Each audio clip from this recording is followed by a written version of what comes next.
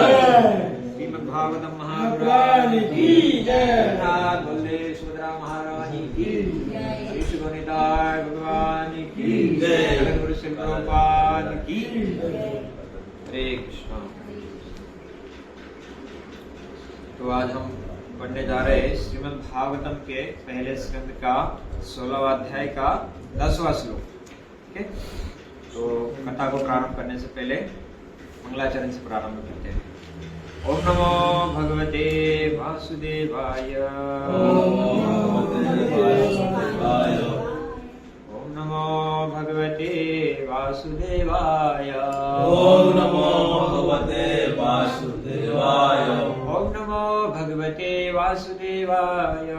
ओम नमो भगवते वासुदेवाय। नारायणं नमस्कृत्य नरं चैव नरोत्तमं देवीं सरस्वती व्यासं ततो जयामुदीरये। नष्टप्रायेषु भद्रेषु नित्यं भागवत सेवाय। भगवतीरुत्तम श्लोके भक्तिर्भवति नैष्ठिकी। कृष्णाय वासुदेवाय देवकी नंदनाय च नन्दगोपकुमाराय गोविन्दाय नमो नमः। कङ्करोति वाचलं पङ्गुं लङ्घयति गिरिं यत्कृपात् वन्दे परमानन्दमाधवं श्रीचैतन्येश्वरम्। हरे कृष्णा। अध्याय स्कंद 1 अध्याय 16, जिसका शीर्षक है महाराज परीक्षित ने कलयुग का सत्कार इस प्रकार किया, और श्लोक संख्या है 10। मैं इसको दोहराता हूँ, कृपया करके अब इसका उच्चारण मेरे पीछे कीजिए। सूत उवाच। सूत उवाच। यदा परीक्षित कुरुजांगले अवसत।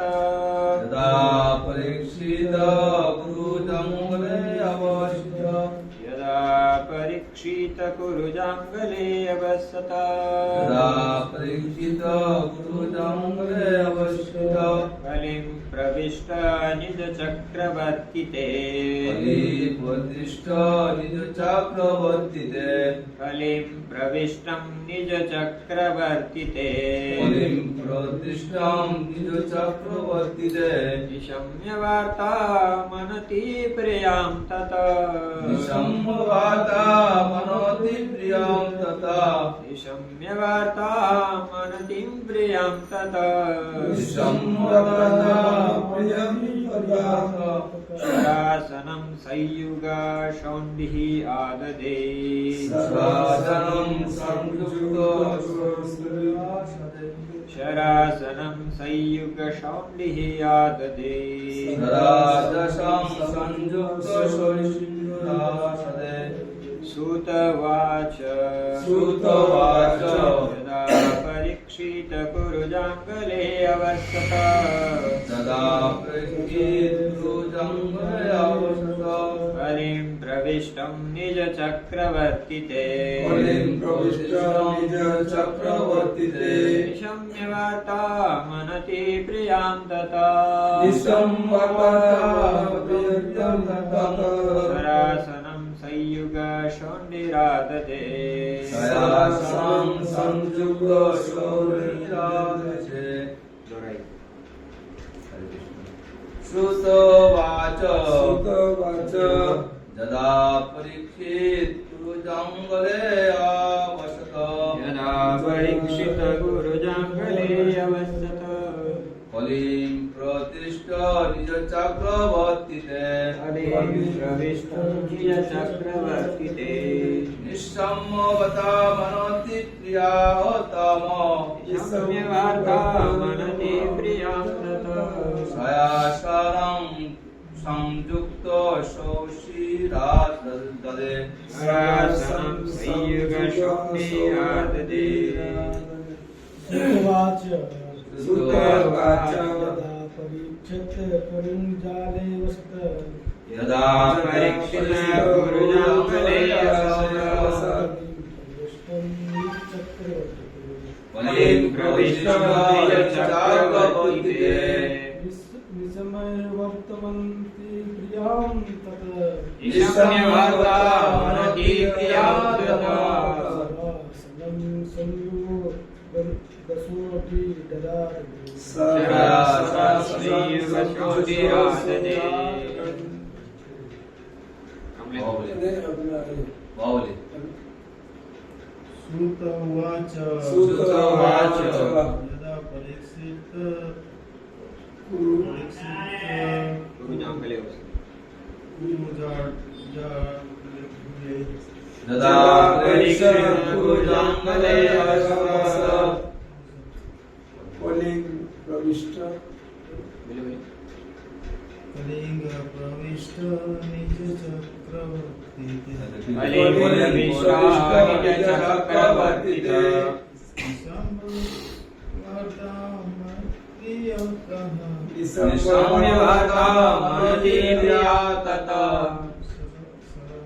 सरासना संयोग सोणिक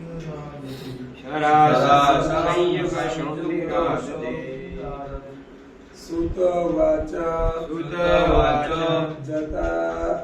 जदा परीक्षित कुरु जंगले वसत यदा परीक्षित गुरुजांगले वसत कलिंग प्रविष्ट निज चक्रवर्तीते निसंवार्ता मनति प्रियं ततः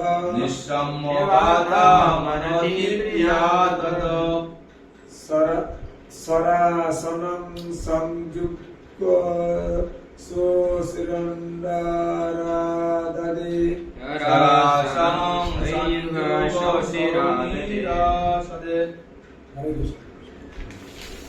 सूरत रूप बोला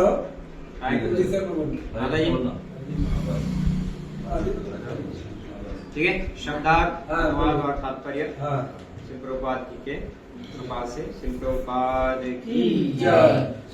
शब्दार्थ इस प्रकार से दोहराए। सुतवाच श्री गोस्वामी ने कहा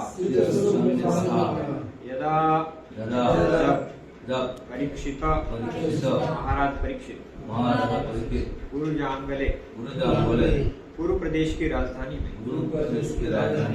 कौन सी थी राजधानी पूर्व प्रदेश की? पूर्व प्रदेश की राजधानी हस्तिनापुर ना। अवसत रहते थे कलिंग कलियुग के लक्षण प्रवेश किया निज चक्रवर्ती अपनी सीमा में निशम्य इस तरह का सुनकर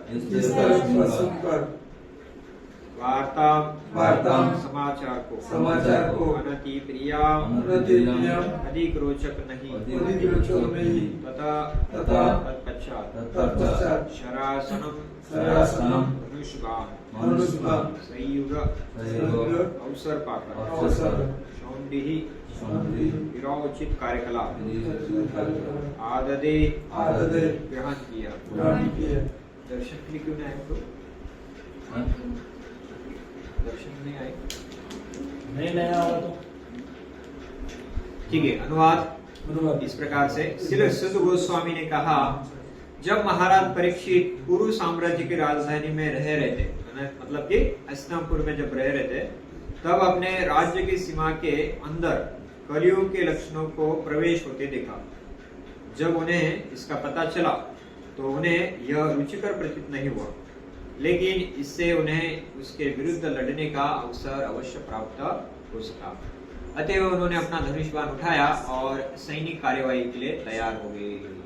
तात्पर्य, महाराज परीक्षित का राज्य प्रशासन इतना चुस्त था कि वे अपनी राजधानी में शांति पूर्वक रह रहे थे, लेकिन उन्हें समाचार मिल गया कि कलियुग के लक्षण उनकी राज्य सीमा में प्रवेश पा चुके हैं और उन्हें यह समाचार अच्छा नहीं लगा।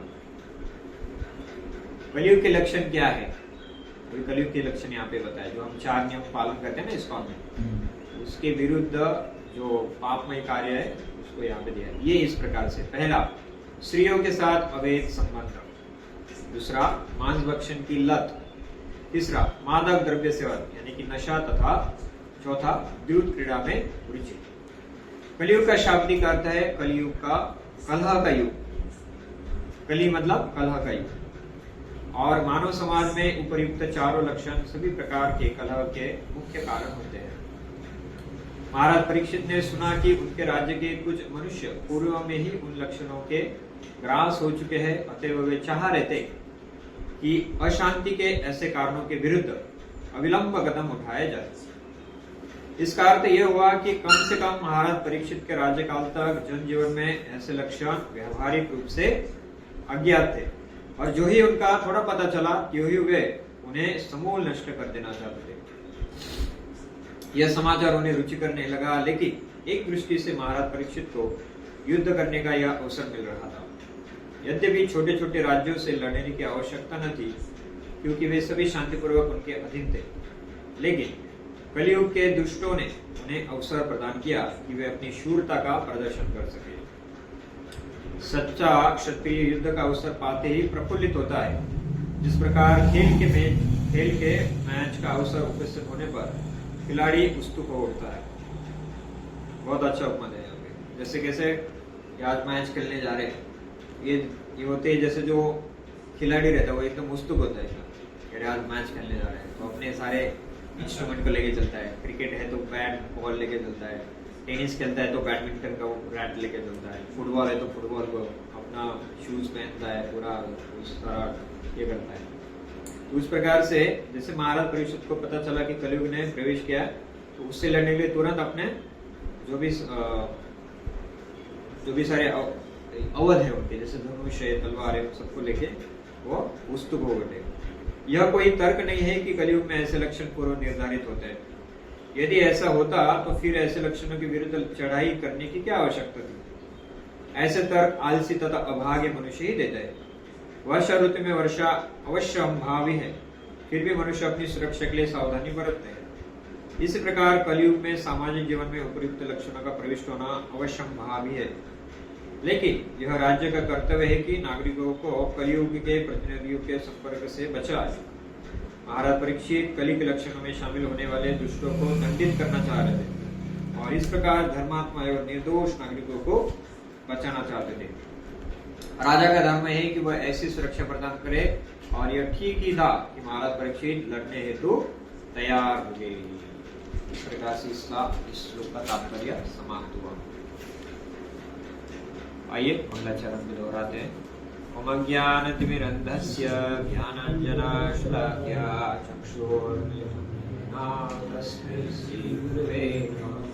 श्रीचैतन्यमनोभीष्टं स्थापितं येन भूतले स्वयं वन्देऽहं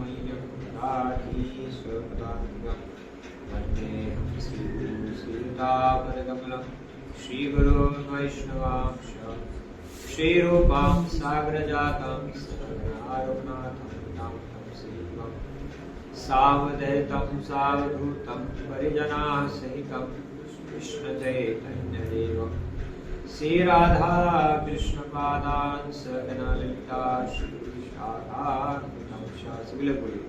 नमो विष्णुपादाय कृष्णपृष्ठाय भूतले श्रीमते भक्तिवेदांत स्वामिनिति नामिने। नमस्ते सरस्वती देवी गौरवाणी प्रचारिणे निर्विशेष शून्यवादी पाश्चात्यदेशतारिणे। नमो महामदन्याय कृष्ण प्रेम प्रदाय कृष्णाय कृष्ण चैतन्य नामिने गौरतुषे नमः। हे कृष्ण करुणा सिंधु दीनबंधु जगत्पते गोपेश गोपिकाकांत राधाकांत नमस्ते। तप्तकांचन गौरांगी राधे वृंदावनेश्वरी विश्वानुसुते देवी प्रणमामि हरिप्रिया। वाञ्छाकल्पतरुभ्यश्च कृपा सिन्धुरेव च पतितानां पावनेभ्यो वैष्णवेभ्यो नमो नमः। जय श्री कृष्ण चैतन्य प्रभु नित्यानंद श्री अद्वैत गदाधर शिवासादि गौर भक्तवृंद। हरे कृष्णा कृष्णा कृष्णा हरे हरे, हरे राम राम राम हरे हरे। हरे कृष्णा। कमलेंद्र प्रभु थोड़ा दूर जाए, बात डिस्टर्ब हो रहा है। ठीक है, तो आइए आज की कथा की चर्चा को प्रारंभ कर देते हैं। तो आप सभी को पता है ये जो अध्याय का शीर्षक है महाराज परीक्षित ने कलियुग का सत्कार किस प्रकार किया। हालांकि कलयुग का सत्कार करने योग्य ऐसा योग्य पुरुष तो था नहीं कली जो है, क्योंकि कली क्या है, कलह का युग है। ये रुचिकर बात नहीं है, तो भी यहाँ पे शिष्य कह सकते हैं कि उन्होंने महाराज परीक्षित ने क्या है, कली का सत्कार किया। उन्होंने एक प्रकार से कली को अपने राज्य से निकाला नहीं और उसको ऐसे जगह पे स्थान दिया जो कि परीक्षित महाराज के राज्य में नहीं होते थे। इस प्रकार से उनका एक प्रकार से सत्कार किया गया, क्योंकि कली ने परीक्षित महाराज की शरण ली थी। इस प्रकार की चर्चा आने वाले आगे के श्लोक में होगी।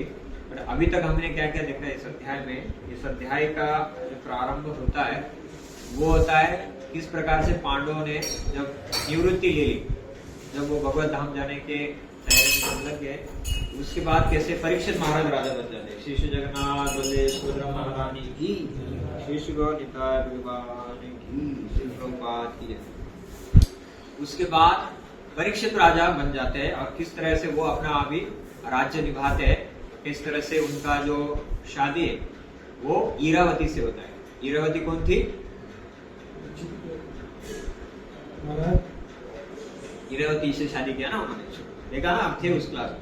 कौन थी ईरावती? उसमें बताया भी था पत्नी थी। पर ईरावती किसकी बेटी थी?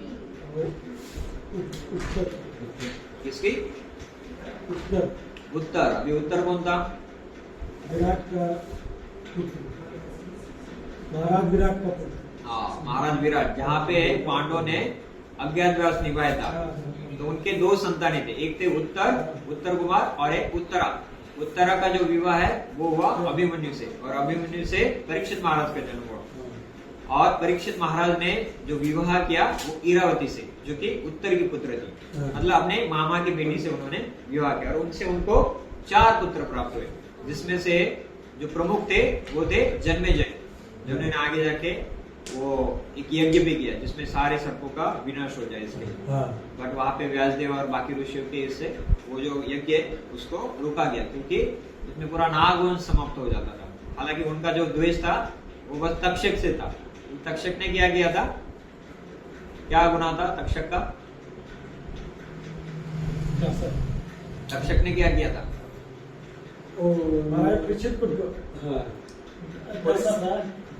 तक्षक कौन था पहले बताइए?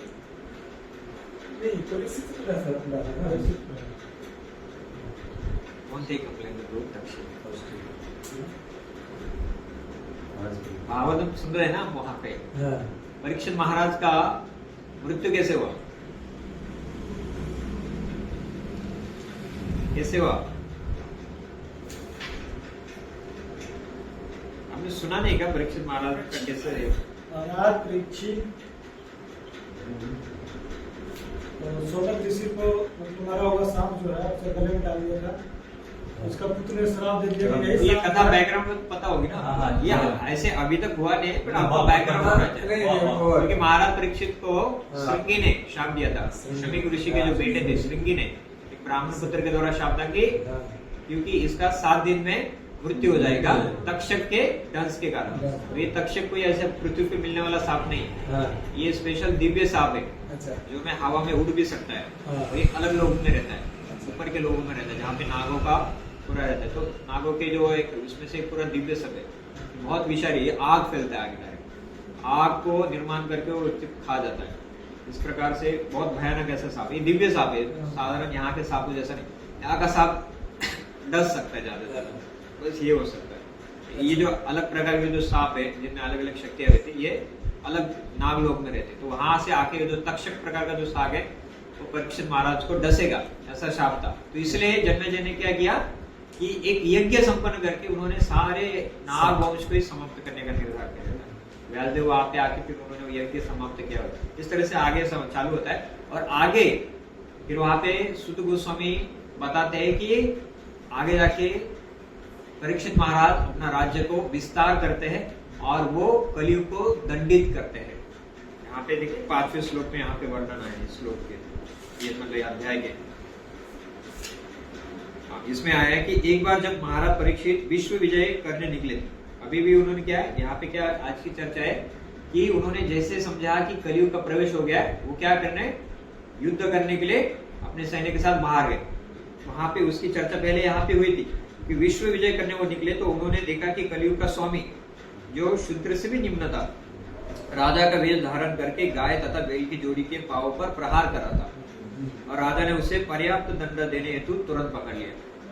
तो ये सुन के, ये तो बस एक श्लोक में उन्होंने बस समाप्त है कि वो कलयुग का जो व्यक्ति था, जो राजा के समान प्रतीत हो रहा था, वो क्या कार्य कर रहा था।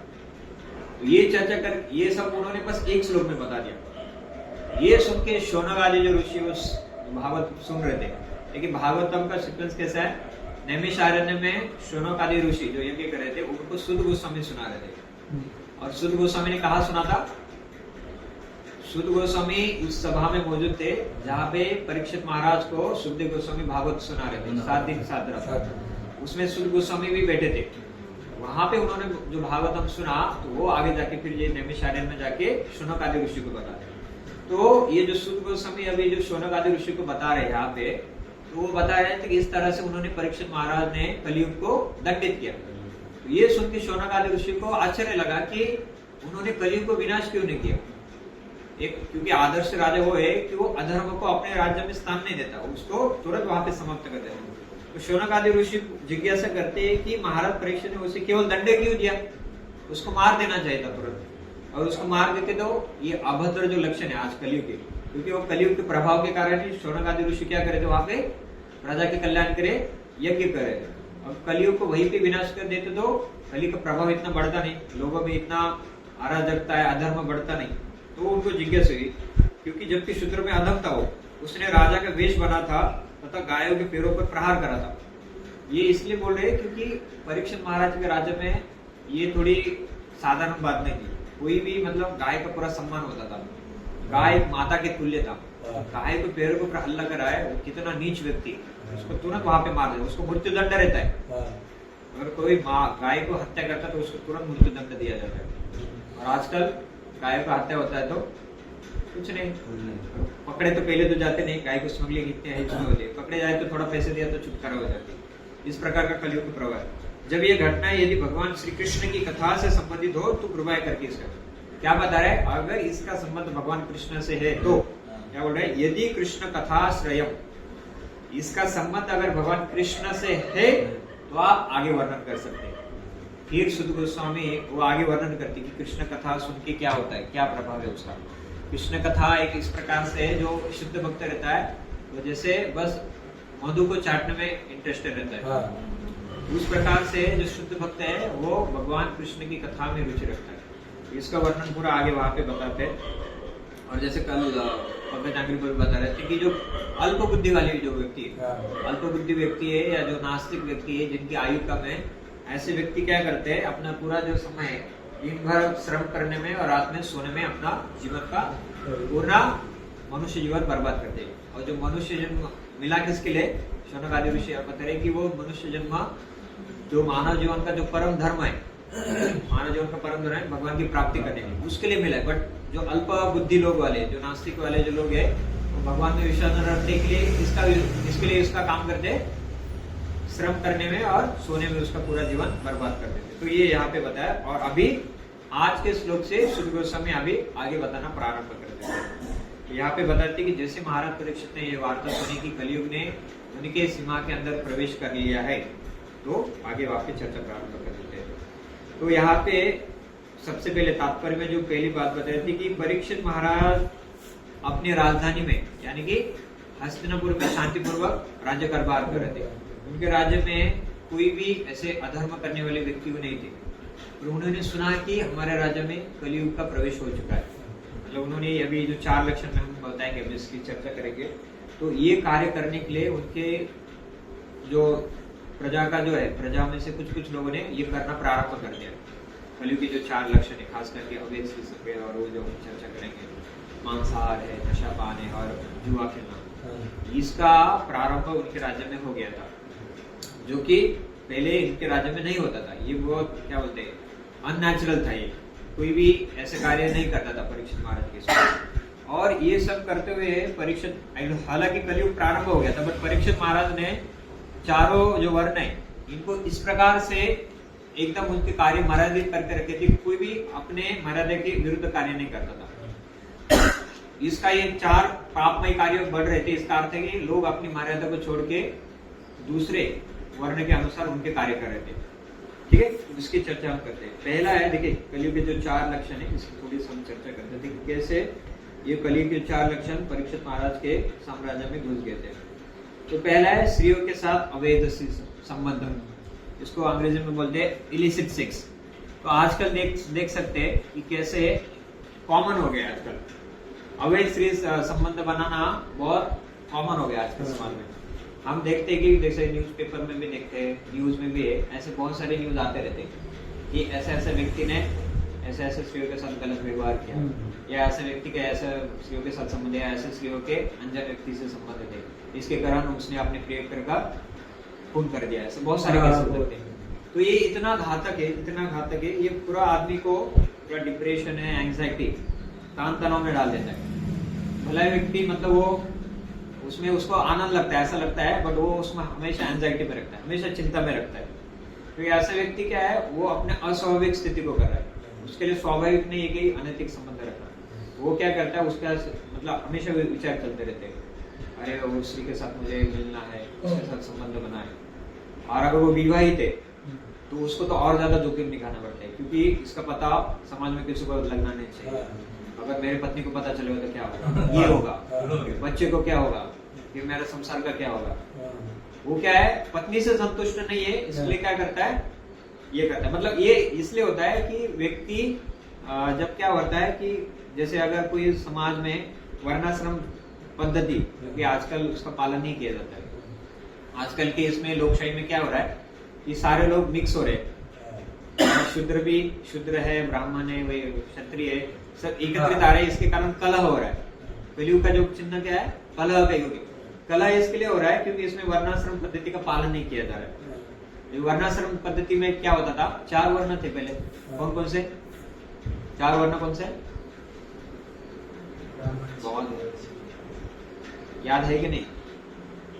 ब्राह्मण, क्षत्रिय, वैश्य, ब्राह्मण, ब्रह्मचारी, ब्राह्मण, क्षत्रिय, ब्रह्मचारी, सन्यासी,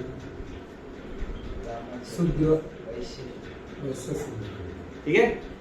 ब्राह्मण, क्षत्रिय, वैश्य और शूद्र। तो वैदिक संस्कृति में इनके निर्धारित कार्य रहते थे। ब्राह्मणों ने क्या करना है, यज्ञ करना है, तप करना है, दान करना है, दान स्वीकारना है, और शास्त्रों का अध्ययन करना है, और दूसरों को शास्त्रों का ज्ञान प्रदान करना है।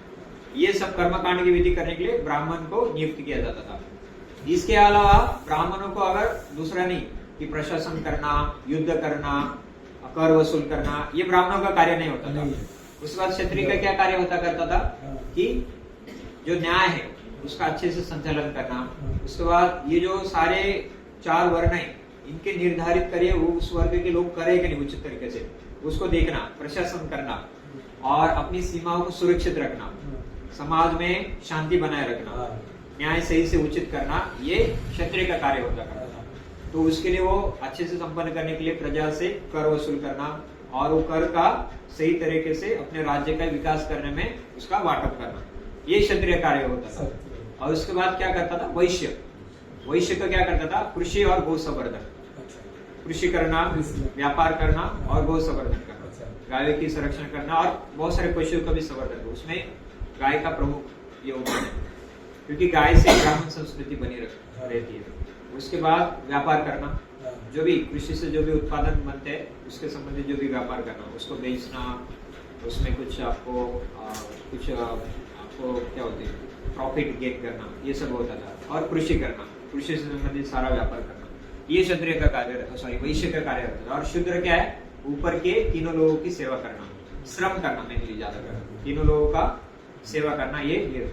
और जब वर्णाश्रम सिस्टम जब बिगड़ जाता है, मतलब उसमें अगर पुरुष वर्ग ये सही तरीके से अपने कर्तव्यों को पालन नहीं करते, तो क्या होता है, जो स्त्री है ये चरित्रहीन हो जाती है। ये स्त्रियां क्या करती है, गलत व्यक्तियों से संग करती है। मतलब शूद्र प्रकार का जो व्यक्ति है ब्राह्मण वर्ग की स्त्री से संपर्क करता है, ब्राह्मण वर्ग का व्यक्ति दूसरे वर्ग के स्त्रियों के साथ क्या करता है, संपर्क करता है, तो संभोग करता है। इसके कारण क्या है, गलत संतान पैदा होता है। और ऐसा संतान का जो लक्ष्य है वो भगवत प्राप्ति करना नहीं रहता। पहले के वर्णाश्रम सिस्टम का क्या है कि अपने वर्ण का व्यक्ति अपने वर्ण की स्त्री के साथ संपर्क रखेगा, उसके साथ ही विवाह करेगा और वैसे ही संतान उत्पन्न करेगा और वैसे संतान को वो भगवत प्राप्ति करने का जो ध्येय है उसके बारे में वो ज्ञान प्रदान करेगा। इसके कारण क्या होता था, समाज में जो वर्ण के व्यक्ति थे वो उसी वर्ण के कार्य करते थे और वो अंत में भगवान की प्राप्ति करके अपना जन्म को सार्थक करते, मनुष्य जन्म को सार्थक करते थे। अभी कलयुग में क्या होने लगा है कि वर्णाश्रम सिस्टम है, ये जो पद्धति उसका पालन नहीं हो रहा है, इसलिए कोई भी व्यक्ति किसका भी संग कर रहा है और क्या होते हैं ऐसे अवैध ऐसे संतानें उत्पन्न हो रही है और ऐसे व्यक्तियों का मनुष्य जीवन का जो ध्येय है ये डिसाइड नहीं रहता।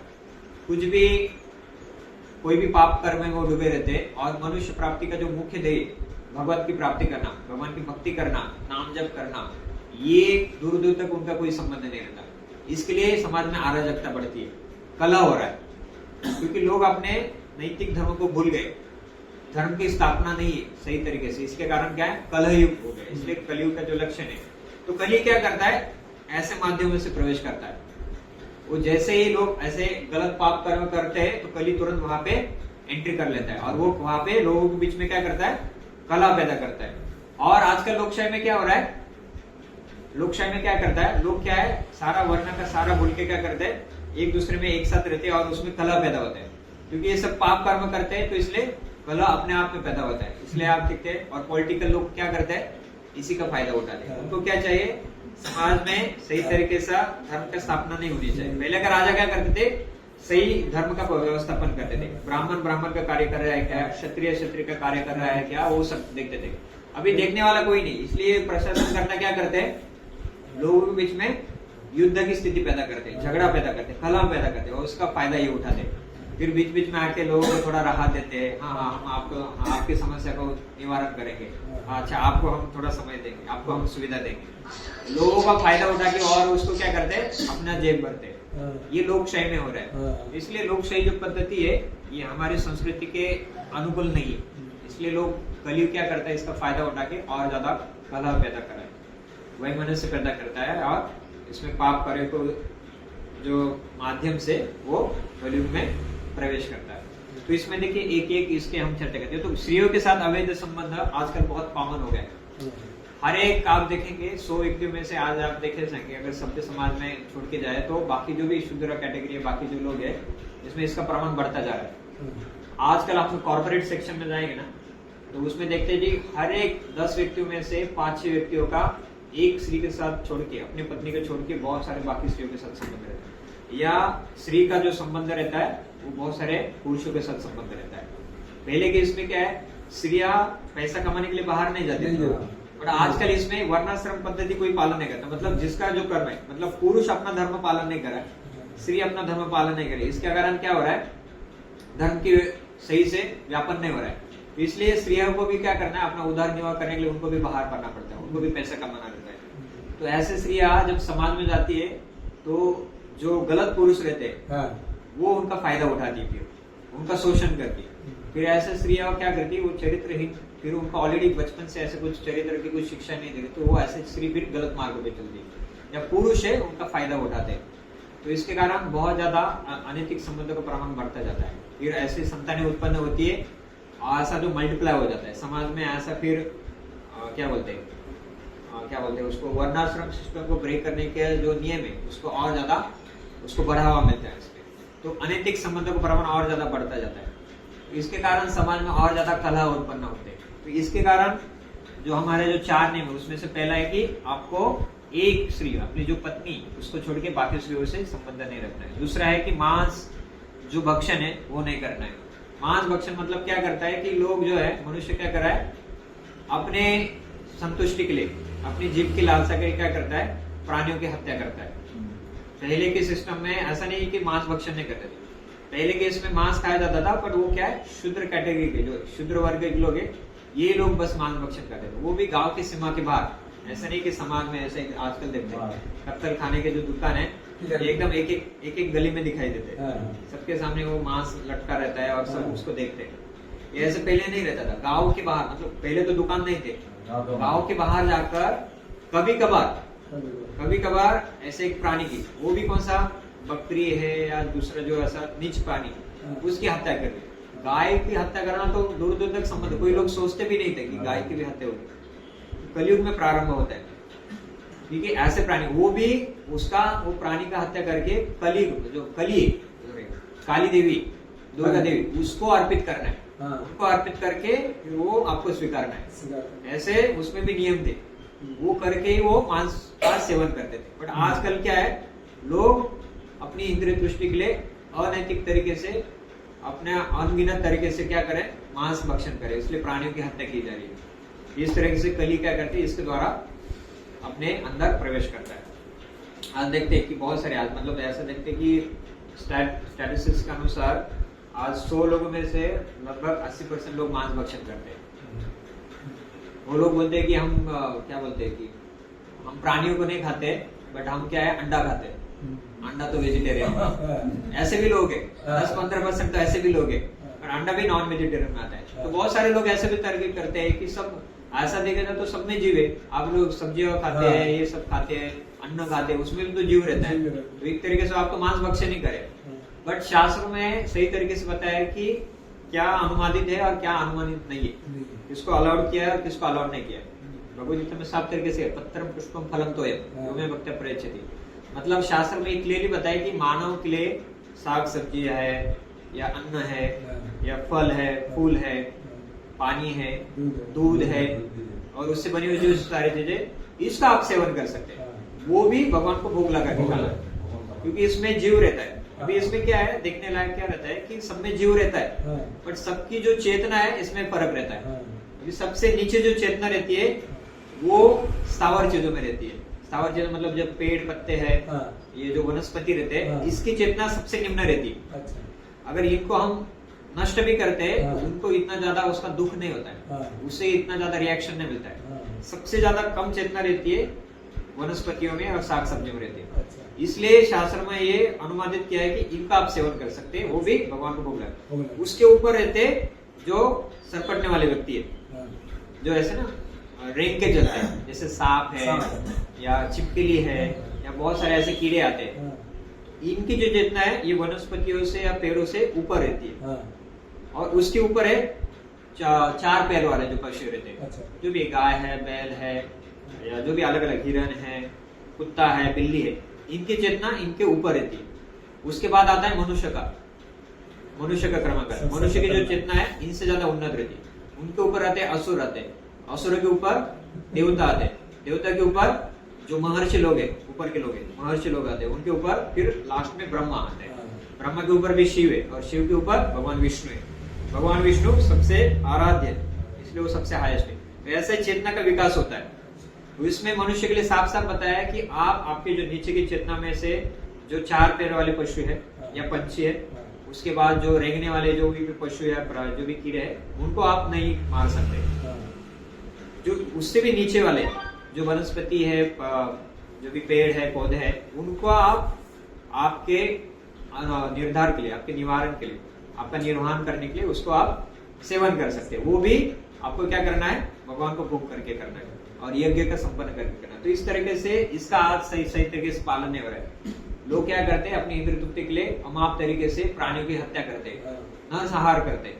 अभी ऐसे समाज में ऐसे बहुत सारे लोग हैं, तो ये लोग क्या करते हैं, इनके लिए बचपन से ट्रेनिंग दिया जाता है कि आपको नरसंहार कर, प्राणियों का हत्या करना है, खून खराबा देखना। मतलब बचपन से ये लोग देखते हैं, खून पीना, मांस खाना बचपन से देखते हैं। इसलिए लोगों को, किसी लोगों का सुपारी भी देगा तो ये लोग ऐसे 2 मिनट में आके, आधे घंटे में आके किसी का भी खुलेआम सबके सामने गला काट देते हैं। उनके लिए लगता भी नहीं, जैसे अगर किसी व्यक्ति ने खून देखा नहीं बचपन से, खून देख के उसको चक्कर आता है, अगर व्यक्ति को बताया कि ये व्यक्ति को मारना है आपको, वो मारने के लिए डरता है। और ये व्यक्ति किसी का गला काट के आते हैं और उनको कुछ भी लगता नहीं कि हमने कुछ बुरा किया। ये लगता है कि लोगों के अंदर क्या है, कलियुग का प्रभाव हो गया, कली ने पूरा एंट्री किया है। तो ऐसे लोगों के लिए बहुत कॉमन हो जाता है। तो इसलिए ये दूसरा प्रकार का जो लक्षण है, ये कली का लक्षण है, मांस भक्षण है, ये कली के प्रभाव के कारण बढ़ता जा रहा है। तीसरा है मादक द्रव्य सेवन। मादक द्रव्य सेवन मतलब जिससे आपका बुद्धि के ऊपर का जो कंट्रोल है वो छूट जाता है, जिसको आपका लत लगती है, जिसमें फिर चाय कॉफी होता है, जो भी है, प्याज लहसुन है। ये मांस भक्षण में वैसे प्याज लहसुन भी नहीं आता है, ये भी एक प्रकार का मांस भक्षण है। चाय कॉफी भी नहीं आता है, कोई भी प्रकार का नशा जिसके कारण आपको उसकी लत लग सकती है, ऐसा कोई भी माध्य श्रवण आप नहीं कर सकते। इसके कारण आप क्या करते हैं, आपका जो तप है वो भंग हो जाता है मानव जीवन का। और जिसके लिए मनुष्य जीवन मिला है, मनुष्य जीवन आप लोग तप करने के लिए, भगवान की साधना करने के लिए, तो अगर माध्यम से सेवन करेंगे तो आपके जीवन में क्या होता है, तप का भंग होता है और भगवान के ऊपर ध्यान नहीं लगा सकते। और आखिरी जो है वो है व्युत क्रीड़ा। व्युत क्रीड़ा मतलब उसमें क्या है, आप पैसों की जोखिम करते हैं। आप मतलब व्यापार करना आपके लिए अलाउड किया है, बट व्युत क्रीड़ा में क्या करते हैं, आप पैसों को क्या बोलते हैं, उसमें लक लगाते हैं, जुआ खेलते हैं।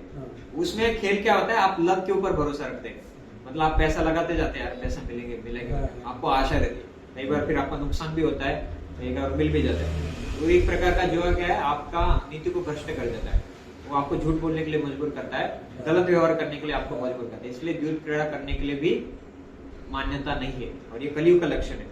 इस प्रकार से परीक्षित महाराज के जो साम्राज्य थे, कलयुग मतलब परीक्षित महाराज को ये न्यूज मिला कि आपके साम्राज्य में कोई ऐसे लोग हैं कि ये लोग कली के ये गलत कार्य को करना प्रारंभ कर दे।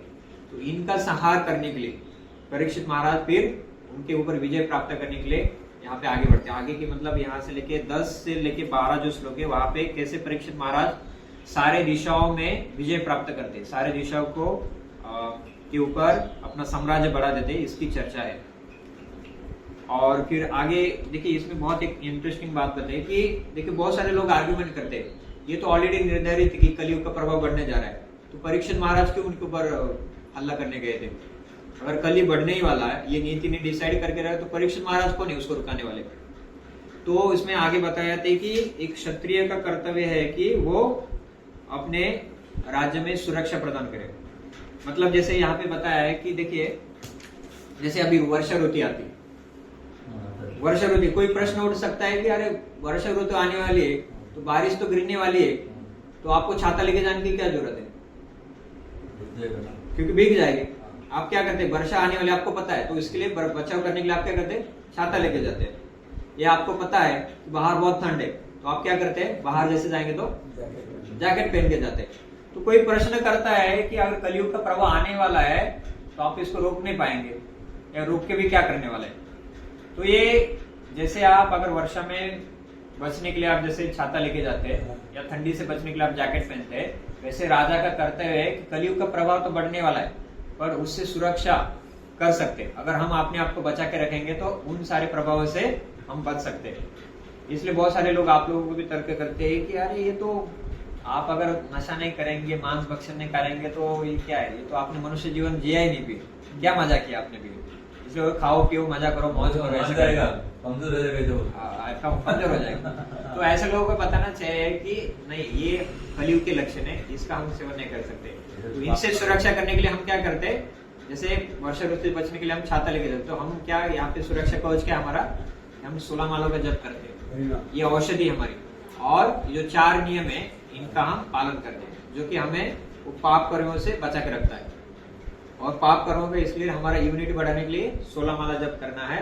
और जो भी आचार्य के द्वारा जो भी बताए गए जो सारे सेवा है, ग्रंथों का अध्ययन करना, या जो भी यहाँ पे मंगल आरती अटेंड करना, भगवान की भक्ति करना, या जो भी अलग अलग उत्सव है भगवान के, उसमें हम भाग लेते हैं। तो इससे क्या होता है, ये हमारे औषधि, इससे हमारा और ज्यादा भगवान के प्रति आकर्षण बढ़ता है और अंदर की जो शुद्धि है, क्योंकि इससे पहले हमने जो भी पाप कर्म करे उसको तो भी निकालना है ना, तो उसको निकालने के लिए औषधि, वो धीरे धीरे करके हरिनाम क्या करेगा, जब भगवान का दर्शन हम करेंगे तो अंदर का जो मैल है धीरे धीरे साफ हो जाएगा। ऑलरेडी क्या है, हमारे अंदर जो दीप जला है, जो आत्मा है, उसके ऊपर बहुत बड़ा ब्लैंकेट गिरा हुआ है, ब्लैंकेट से उसका जो रोशनी है ढक गई, तो ब्लैंकेट को हटाना है हमें। तो उसका हटाने के लिए आचार्यों ने क्या माध्यम दिया है, ये हरि नाम दिया, या जो भी नवबद्ध भक्ति जिसमें श्रवण कीर्तन है, जैसे आप लोग श्रवण करें, तो श्रवण करके कीर्तन करते हुए, भगवान का नाम जप करते हुए, भगवान की सेवा करते हुए, हमें वो ब्लैंकेट रूपी जो मैल का जो आवरण है हमारे ऊपर, आत्मा के चित्त के ऊपर जो आवरण है, उसको हमें धीरे धीरे साफ करना है। तो हरि नाम क्या करता है, प्रतिदिन जो हम नाम जप करते हैं, उस जो मैल है उसको हर दिन साफ कर रहा है। तो ये मैल साफ करते हुए इसमें हमने जो अपराध ना हो, इसका भी हमने जिम्मेदारी रखना चाहिए। और मन के हिसाब से हमने साधना नहीं करना चाहिए, जो आचार्य ने निर्धारित किया है उसको सही मात्रा में करना है। ऐसा नहीं कि आज 16 माला नहीं करूंगा, आज मैं 10 माला करूंगा, आज मेरे मन में माला करने का मन नहीं है, आज चलो थोड़ा कैजुअलिस्ट कभी खाना खाते हो, जो आचार्य ने नियम बाधित किया है उसको आपको पालन करना है। उससे आपको क्या है, आपका ही मदद हो रहा है। भले आपको थोड़ा कड़ू लगे पहले वो नियम, पहले जो सभी को पता है वैसे करेला का जूस कड़वा रहता है, और जो जानता है वो ये भी पता है कि उसको वो जूस हमारे लिए फायदा करता है। तो इसलिए पहले भले ये कठोर लगे हमें नियम, हमें बहुत कष्टप्रद लगे, बट आगे जाके हमारा फायदा करने वाला है। ठीक है, इस प्रकार से इस श्लोक की चर्चा से हमने आज ये समझने का प्रयास किया। आने वाले श्लोक में कल और परसों 11 और 12 श्लोक में परीक्षित महाराज ने कैसे अपने राज्य का विस्तार किया और कैसे कलयुग के जो लक्षण है उनके ऊपर विजय प्राप्त किया, इसकी चर्चा है। ठीक है, बहुत बहुत धन्यवाद। ग्रंथराज श्रीमद् भागवतम महापुराण की जय, गुरु श्रील प्रभुपाद की जय। हरे कृष्णा कृष्णा कृष्णा हरे हरे, हरे राम राम राम हरे हरे। अगर किसका कुछ पूछना है या प्रश्न है तो पूछ सकते हैं। वो जो पहले जो जैसा काली माता को बकरा बलि या और जो भी करता है वो पाप नहीं लगता है? काली को नहीं, वो अलाउड है और वो सीमित मात्रा में, ऐसा नहीं कि हर दिन आप काली को बलि चढ़ा रहे। वो साल में एक बार करते थे, अच्छा। आज भी करते गाँव नहीं, में, होता वो है। साल में एक बार आते हैं, बकरा लेके आते हैं। गाँव वो भी मंदिर कैसे है ना, एकदम बस्ती से हटके रहता है, गाँव के कहीं बाहर रहता है, बाहर रहता है, वहाँ पे आके साल में एक बार वो अलाउड होता है। अभी कम हो गया। जो बकरा है ना वो भी उद्धार होगा। हाँ, वो उचित, अगर आप शास्त्रीय पद्धति से करेंगे ना, तो जिसका भी आप काटने वाले, जिसको काटने वाले उसको आप नया जीवन प्रदान करते हैं, ये होता है कि उसका। आप अगर अभी ऐसे बिना विधियों को पालन करके प्राणी का हत्या करते हैं तो आपका प्राकृतिक नियम आपके ऊपर लागू होगा।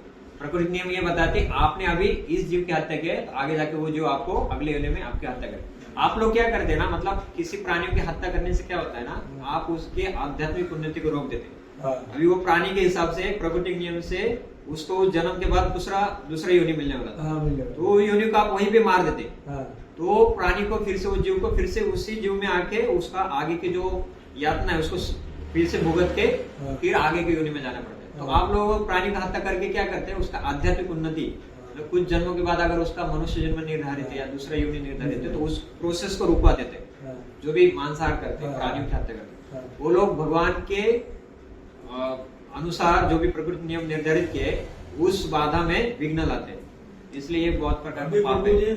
अभी कम कर दिया, होन करते हैं उसको जो पहले ये था ना, नहीं जिसको मांस खाना है वो तो करते हैं। नहीं, अभी ये ना वो माता जी का ऐसा हवन अभी करता है, हवन करते हैं। अभी बकरा चढ़ाने के बंद करते हैं।